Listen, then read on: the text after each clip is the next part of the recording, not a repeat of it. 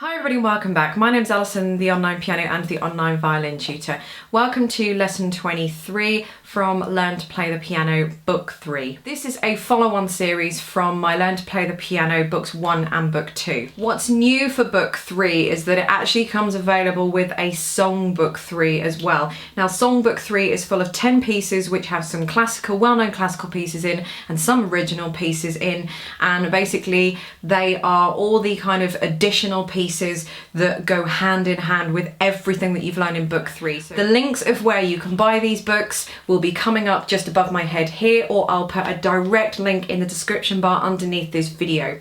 These books are a 100% downloadable book, which means that you can buy and print them out wherever you are in the world. These are just copies that I have printed out on my home printer, and I've just bound them up for myself for the purpose of this video. So let's get on with the lesson.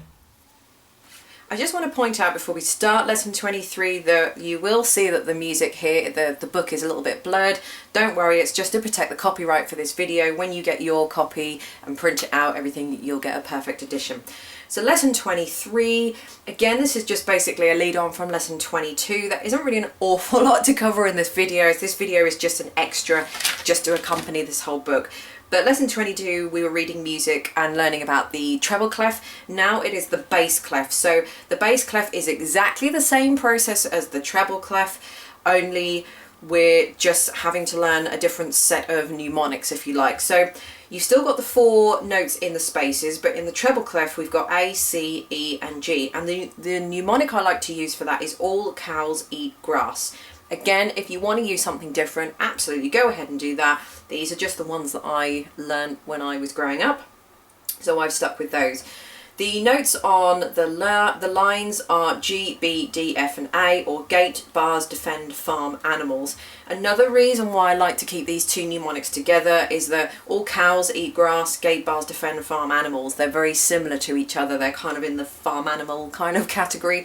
So they're much easier for me to remember and not get muddled up with my Every Good Boy Deserves Football or FACE.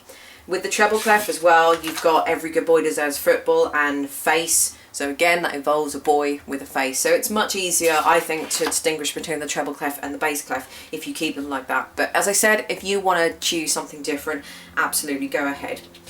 So that's pretty much it with the bass clef. What I would suggest you do is that you just kind of cover the page or shut the book and everything and just try and remember those mnemonics before you go on.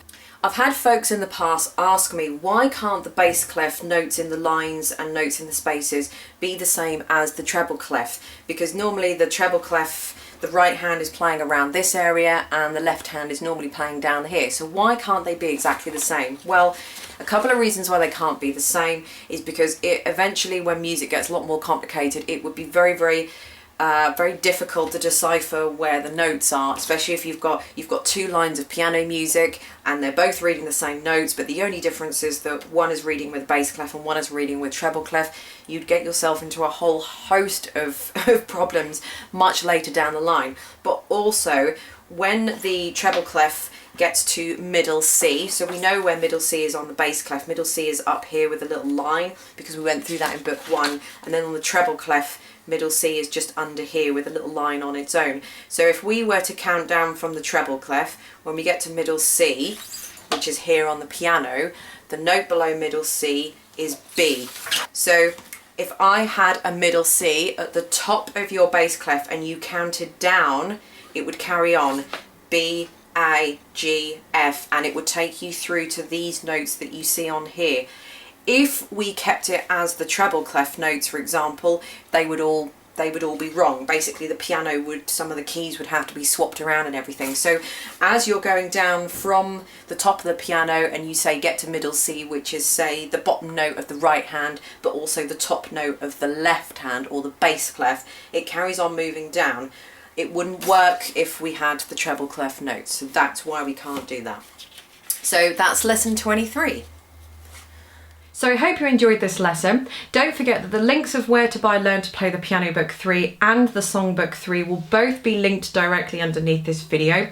So thank you very much for watching, and I will see you in the next lesson.